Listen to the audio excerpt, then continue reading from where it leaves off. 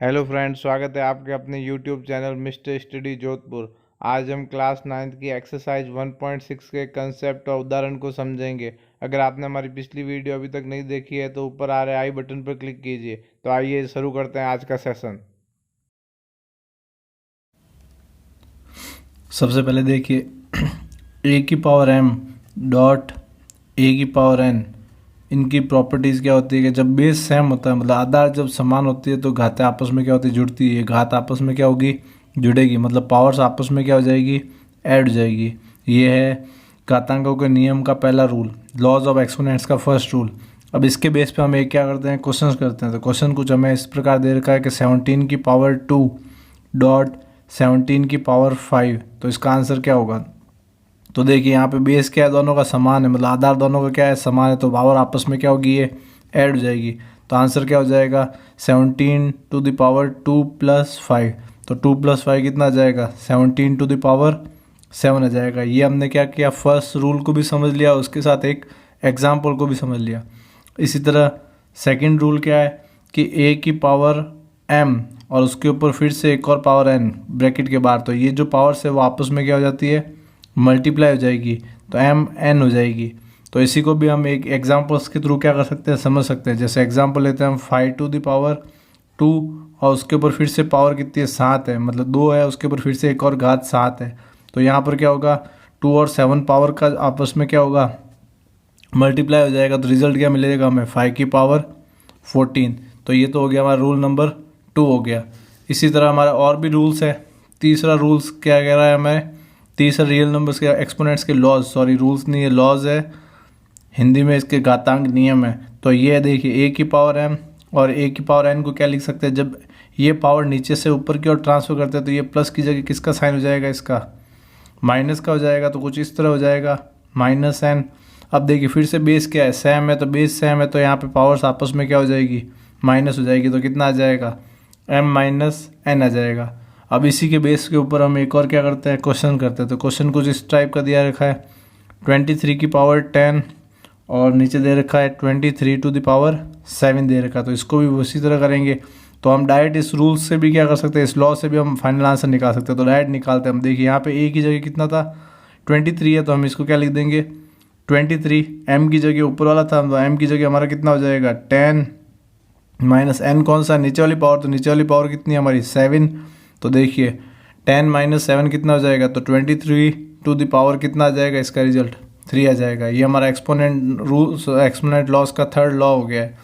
अब इसी तरह एक और लॉज है, फोर्थ लॉ में चौथे नियम के अंदर हमें क्या दे रखा है, अगर इस टाइप का दे रखा है, मतलब अगर दो टर्म्स है उनकी अगर पावर्स है वो क्या है, सेम है, लेकिन उनका जो बेस है वो क्या है, अलग अलग है, मतलब उनकी घात तो समान है लेकिन आधार क्या है अलग अलग है। तो हम उसको क्या लिख सकते हैं, तो दोनों को एक साथ लिख के उस पूरे के ऊपर पावर हम क्या लगा सकते हैं, उसके सेम पावर लगा सकते हैं। तो इसको हम एग्जाम्पल से समझते हैं। जैसे एक क्वेश्चन दे रखा है हमें 7 to the power 3 dot 9 to the power 3, इसको सॉल्व करना है। तो ये देखिए यहाँ दोनों का बेस क्या है, अलग अलग है, लेकिन पावर्स दोनों की सेम है। तो इनको ऐसे ऐसे लिखा जा सकता है, 7 इंटू 9 और पूरे के ऊपर पावर कितनी ले सकते हैं हम, 3 ले सकते हैं। तो 7 9 जा 7 नम 63 और पूरे के ऊपर पावर 3, इसका क्या हो जाएगा, आंसर हो जाएगा। तो इस तरह हमने क्या किया, जो चारों लॉज थे उनके एक एक एग्जाम्पल्स को भी समझ लिया और लॉज को भी क्या कर लिया, हमने समझ लिया, मतलब सभी घातांकों के नियम को भी समझा और उसके साथ क्या किया हमने, एक एक उदाहरण को भी क्या कर लिया, समझ लिया। तो ये 4 हो चुके हैं रूल्स। इसके अलावा और क्या हो सकता है, अगर कभी कोई टर्म इस तरह लिखी होगी, रूट का साइन बना रखा है ए और रूट्स के ऊपर यहाँ पर एन लिख रखा है इसके ऊपर, तो इसको हम क्या लिखते हैं, a to the power 1 upon n होगा। इसको हम एग्जाम्पल के तौर पे भी समझ सकते हैं। जैसे हम एग्जाम्पल लेते हैं, जैसे हम यहाँ पे एक नंबर ले लेते हैं 27 और यहाँ पर क्या लिखा है, 3 लिखा है। तो हम 27 को यहाँ पे क्या लिख देंगे, 27 टू द पावर 1/3। 27 को और क्या लिया जा सकता है, अगर हम फैक्टर करेंगे 27 के तो कुछ इस तरह फैक्टर होंगे गुणनखंड करने पर। तो क्या आएगा, 3 कितनी बार आ रहा है, 3 टाइम्स आ रहा है, तो हम इसको लिख सकते हैं 3 टू द पावर 3 और इस पूरे के ऊपर पावर कितनी है, 1/3 है। तो अब 3 से 3 क्या हो जाएगा, कट, तो आंसर कितना आ जाएगा हमारे पास, 3 आ जाएगा इसका आंसर। इसी तरह अगर कोई टर्म इस तरह लिखी है, a to the power m upon n। तो इसको हम क्या लिख सकते हैं, ऐसे लिख सकते हैं, रूट के अंदर a ले लेंगे, इसके ऊपर क्या कर देंगे n, और इस पूरे के ऊपर पावर क्या लिख सकते हैं हम, m लिख सकते हैं, क्योंकि देखिए यहाँ पे n था तो ये इसके डिवाइड में आएगा तो ये क्या बन जाएगा, m अपॉन n बन जाएगा। एग्जाम्पल नंबर 21 के फर्स्ट पार्ट में हमें क्या दे रखा है कि हमें सॉल्व करना है कि 2 की पावर 2/3 डॉट 2 की पावर 1/3 को हमें सिंप्लीफाई करना है। तो यहाँ पे देखिए हमने जो लॉस पढ़ा था, पहला लॉस क्या था, a to the power m dot a to the power n। ऐसा होने पर क्या होगा, दोनों की पावर्स आपस में क्या हो जाती है, ऐड हो जाती है फर्स्ट घातांक नियम से।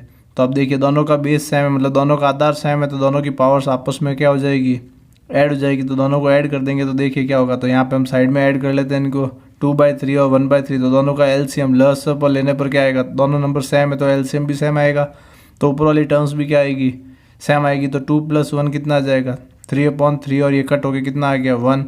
तो इसका रिजल्ट क्या आएगा, 2 की पावर 1, या फिर जिसको क्या लिख सकते हैं हम, 2 लिख सकते हैं। तो ये हो चुका है हमारा फर्स्ट पार्ट।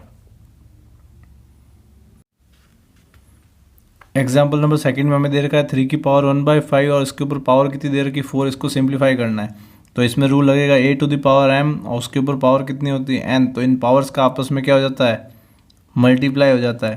तो यही रूल्स हम यहाँ पे भी अप्लाई करेंगे लॉ को। तो 1/5 का मल्टीप्लाई किससे हो जाएगा, 4 से। तो 4 का 1 से मल्टीप्लाई कितना आ जाएगा, 4 आ जाएगा, और इसका आंसर क्या आ जाएगा, 3 टू द पावर 4/5 इसका फाइनल आंसर आ जाएगा। नेक्स्ट थर्ड पार्ट में हमें क्या दे रखा है, 7 की पावर 1/5 अपॉन 7 की पावर 1/3। तो इसको हम क्या कर सकते हैं, a की पावर m अपॉन a की पावर n। जब ये नीचे से ऊपर की ओर ट्रांसफर होता तो क्या हो जाता, हमारा एक्सपोनेंट लॉज के अंदर a to the power m minus n, मतलब नीचे से ऊपर भेजने पर a की घात m माइनस n हो जाएगा। तो इसी तरह हम यहाँ पे भी करेंगे इसको। तो 7 की पावर 1/5 है, और ऊपर जाते ही ये 1/5 में से 1/3 क्या हो जाएगा, माइनस हो जाएगा। अब इसको एलसीएम लेके क्या कर लेंगे, हम माइनस कर लेंगे। तो 1/5 और 1/3 इसका एलसीएम लेंगे तो 5 और 3 का एलसीएम हमारे पास कितना आ जाएगा, 15 आ जाएगा। 5 की टेबल में अब 15 कब आता है, 3 पे, और 3 का जब 1 से मल्टीप्लाई करेंगे तो क्या आएगा, 3 आएगा। फिर माइनस का साइन, फिर से 3 की टेबल में 15 कब आता है, 5 पे, फिर 5 का 1 से क्या करेंगे, मल्टीप्लाई, तो हमें क्या मिलेगा, 5 मिलेगा। 3 - 5 कितना हो जाएगा, माइनस का 2/15 आ जाएगा। तो यहाँ पे इसका रिजल्ट क्या हो जाएगा, 7 टू द पावर माइनस का 2/15। अब एक्सपोनेंट्स में जब भी हम किसी को सॉल्व करते हैं तो उसकी पावर हमेशा हम ट्राई करते हैं कि वो पॉजिटिव में रहे, तो इसलिए ऊपर वाले टर्म्स को कहाँ भेज देंगे, नीचे की ओर, ताकि इसकी पावर नेगेटिव से कैसी हो जाए, पॉजिटिव। तो ये हमारा क्या हो जाएगा, फाइनल आंसर हो जाएगा इसका। एग्जाम्पल नंबर 21 के लास्ट पार्ट में हमें क्या दे रखा है, 13 टू द पावर 1/5 और 17 टू द पावर 1/5 को सॉल्व करना है। तो इसके ऊपर क्या रूल्स होगा, a to the power m dot b to the power m, मतलब बेस तो अलग है लेकिन पावर क्या होगी, सेम होगी। तो इस केस में क्या होगा, बेस वाले नंबर्स का तो मल्टीप्लाई हो जाएगा और ऊपर वाली पावर्स का क्या हो जाएगा, एक कॉमन पावर m बन जाएगी, मतलब एक उभयनिष्ठ घात m बन जाएगी। अब यहाँ पर भी ऐसे ही होगा। तो देखिए यहाँ पे क्या होगा, 13 और 17 तो अंदर क्या होंगे, मल्टीप्लाई होंगे, और उस पूरे के ऊपर पावर कितनी बन जाएगी, 1/5 बन जाएगी। अब इन दोनों को जब मल्टीप्लाई करेंगे तो हमें कितना मिलेगा, 221, और इसके ऊपर पावर कितनी मिल जाएगी, 1/5, जो हमारा क्या हो जाएगा, फाइनल आंसर हो जाएगा इसका।